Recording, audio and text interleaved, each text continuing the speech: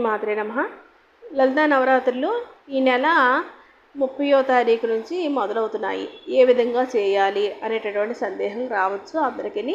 అయితే ఈ సులువుగా చేసుకునే విధానం ఏమిటంటే, చాలామందికి కలశం ఉంటుంది, కలశ పెట్టుకునే వాళ్ళు ఉంటారు, ఆ సత్య ఉపాసన చేసేవాళ్ళు ఉంటారు. వాళ్ళకైతే వేరే చెప్పవసరం లేదు. ఈ గుప్త నవరాత్రుల్లోని లలితా నవరాత్రి ఒకటి. మొత్తం అమ్మవారివి 4 నవరాత్రులు అండి. ఆ నవరాత్రుల్లోని ఒకటి శారదా నవరాత్రులు, దసరా నవరాత్రులు అయితే, ఇంకొకటి ఆషాఢ నవరాత్రులు, తర్వాత మాఘ నవరాత్రులు, తర్వాత వసంత నవరాత్రులు.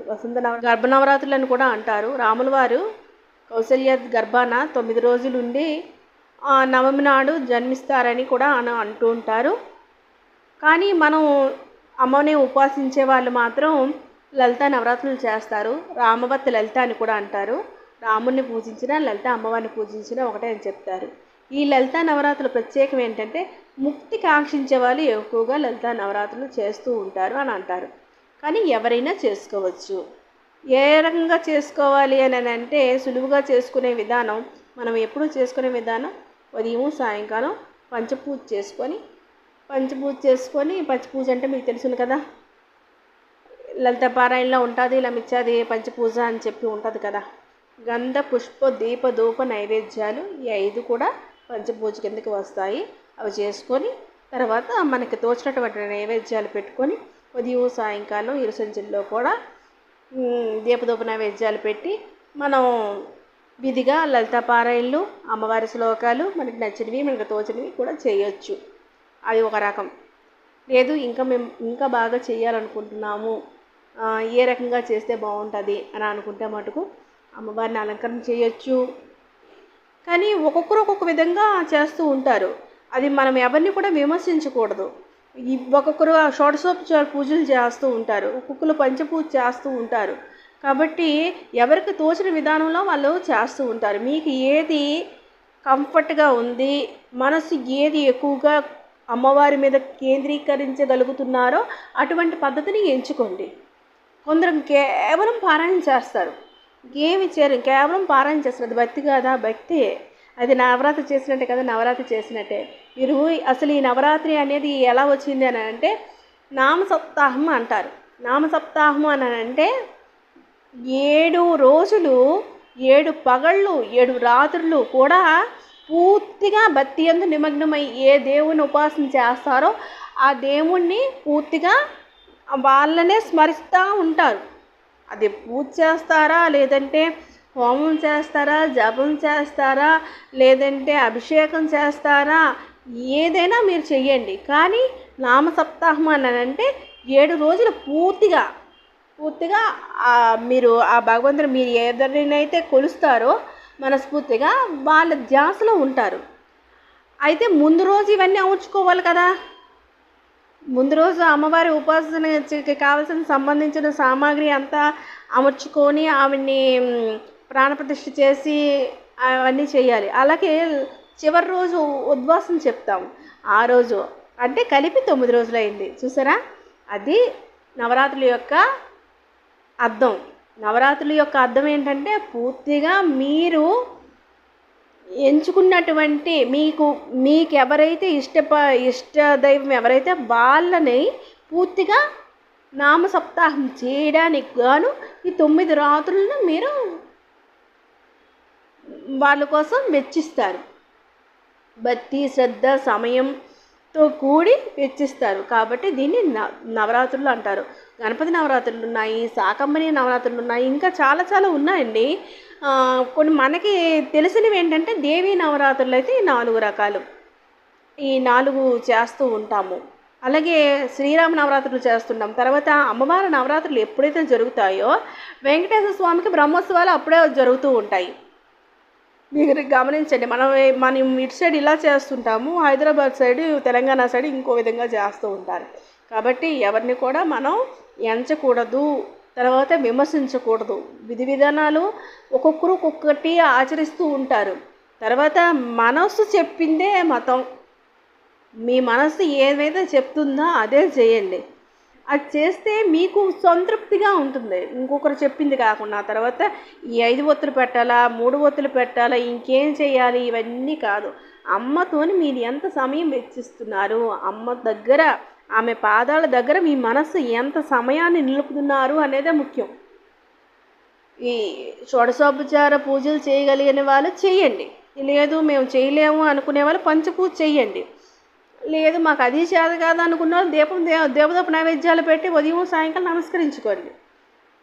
మీరు మరణాంతరాయతిథి మంత్రహ అని మీకు ఏమి రాకపోయినా మీకు ఓం నమః శివాయ అని కూడా చెప్పుకోవచ్చు. కానీ ఈ నవరాత్రి విధానంకి వచ్చేసరికి మటుకు మీరు పూర్తిగా ఫుల్ ఫ్లెడ్జ్డ్గా చేయాలి అనుకుంటే మటుకు మీరు ఏ పండుగకైనా ఇల్లు వాకిలి ఎలా శుభ్రపరుచుకుంటారో అలాగా ఇల్లు వాకిళ్ళు అన్ని శుభ్రపరుచుకొని అమ్మవారిని శుభ్రం చేసుకొని ఏదో మీకు తోచిన విధంగా అలంకరించుకొని మిగతా సామాగ్రి అంతా తెచ్చుకొని, కలసం ఉన్నవాళ్ళు కలసం ఏర్పాటు చేసుకోండి, లేదు కలసం లేదు అనుకునే వాళ్ళు ఫోటో పెట్టుకోండి. ఉదయం సాయంకాలం కూడా మీరు పారాయణ చేసుకోండి. ఇంకా అంతే చెప్పబడింది. ఇంకా మీ ఇష్టం, మీ మనసు చెప్తుంది ఇది చేస్తే బాగుండు. అక్కడ నుంచి ఆవిడే మీ మనసులో దూరి అది చేస్తే బాగుంటుందేమో, ఇంకా అమ్మవారికి ఇంక ఈ రకంగా అలంకరణ చేస్తే బాగుంటుందేమో, లేదు ఈ రకంగా నైవేద్యం పెడితే బాగుంటుందేమో అని ఆలోచన కలగవచ్చు. చాలామంది ఏంటంటారంటే అమ్మవారికి ఈ నైవేద్యం పెట్టాలి, ఆ నైవేద్యం పెట్టాలి. అదేం కాదండి, ఇది నైవేద్యం పెట్టాలి. మన మనసు తీసుకెళ్ళి అమ్మవారికి నైవేద్యం పెట్టాలి. నైవేద్యం అనేది అమ్మవారికి మనం పెడుతున్నాం, మళ్ళీ మనమే తింటున్నాం. అది మన శరీరానికి పుష్టి కలిగించడం కోసం ఆమె ఈ రకమైన నైవేద్యం పెట్టమని చెప్తారు. ఏ ఏ రోజుల్లోని ఏ ఏ నైవేద్యాలు పట్టాలి అని అంటే 9 రకాల నైవేద్యాలు అని అంటే చూసారా, మన శరీరం అనేది అనేక రసాయనాల సమ్మేళనం. కాబట్టి అమ్మవారు మీకు చెప్తారు, నీకు ఈ నైవేద్యం చేస్తే బాగుండు అని మీ మనసులో అనిపిస్తుంది. అదే అమ్మవారి కోరిక. మీ మనసే చెప్తుంది, ఎక్కడో లేదు అమ్మ మన మనసులో ఉంది. ఆమె చెప్తూ ఉంటుంది ఇవాళ ఏ నైవేద్యం పెట్టాలి. యూట్యూబ్ చూడడం కాదు, మీ మనసుకి ఏమనిపిస్తుంది, మీ మదిలో ఏమనిపిస్తే అది పెట్టండి నైవేద్యం చేసి. అది మీరు స్వీకరించండి. అది స్వీకరించడం ద్వారా మీ ఆరోగ్యం బాగుపడుతుంది. మీ ఆరోగ్యం బాగుంటే మీరు మీ ఇంట్లో అన్ని కార్యక్రమాలు సజావుగా చేయగలుగుతారు. మీకు చిరాకు కోపం ఏమీ రాదు, ప్రశాంతంగా ఉంటుంది, ఇల్లు కూడా ప్రశాంతంగా ఉంటుంది. అవును కాదండి?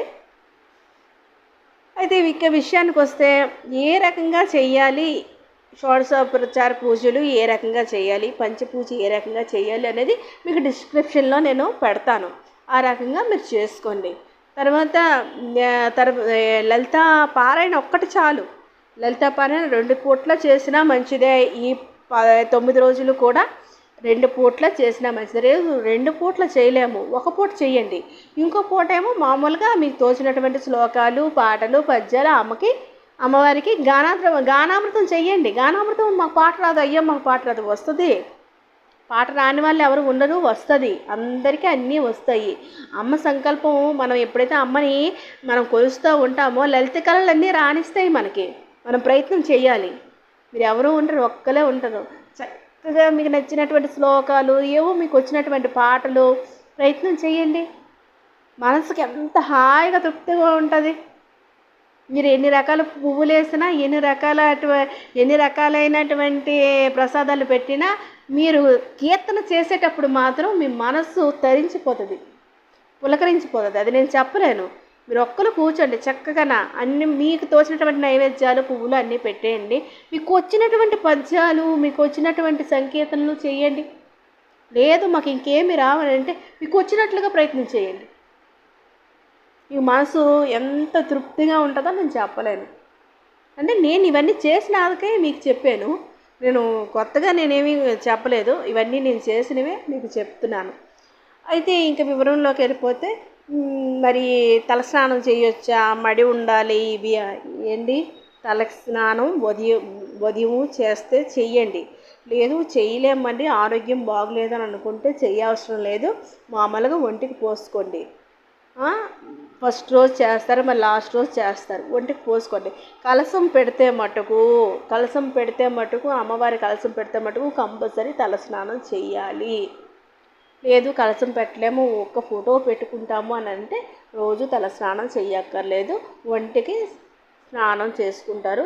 తర్వాత ఏంటంటే విధిగా పాటించవలసిన నియమాలు ఏంటంటే భూశయనం అంటున్నారు. వేసవికాలం కాబట్టి నేల పడుకోగలుగుతాము, అదే శీతాకాలం అయితే పడుకోలేము.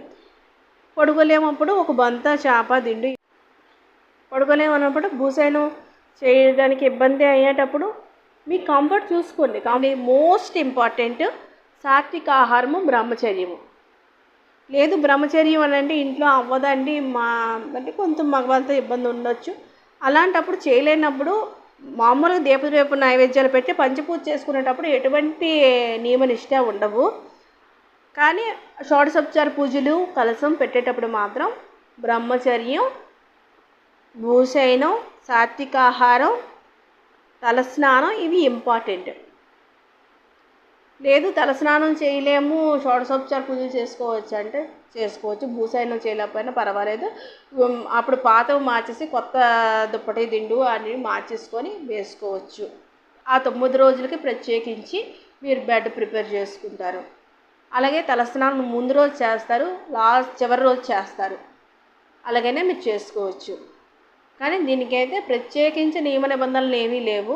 కలశం పెట్టిన వాళ్ళకి, షోడశోపచార పూజలు చేసిన వాళ్ళకి ఇవి. లేదు పంచపూజ చేసుకుంటామంటే నిరంతరం ఎప్పట్లాగా చేసుకోవచ్చు. అంతేనండి, ఇంకేమీ లేదు. మీరు పెద్దగా దానికోసం వరే అయిపోవాల్సిన పని అయితే ఏమీ లేదు. సింపుల్గా మనస్సు నిలపండి, భక్తి శ్రద్ధ సమయము కేటాయిస్తే మిగతావన్నీ ఆ వాటంతట అవే మీకు చేకూరుతాయి. ఈ రకంగా చేసుకోండి. మిగతా వీడియోలో మిగతా చెప్పుకుందాం. శ్రీమాత్రే నమః.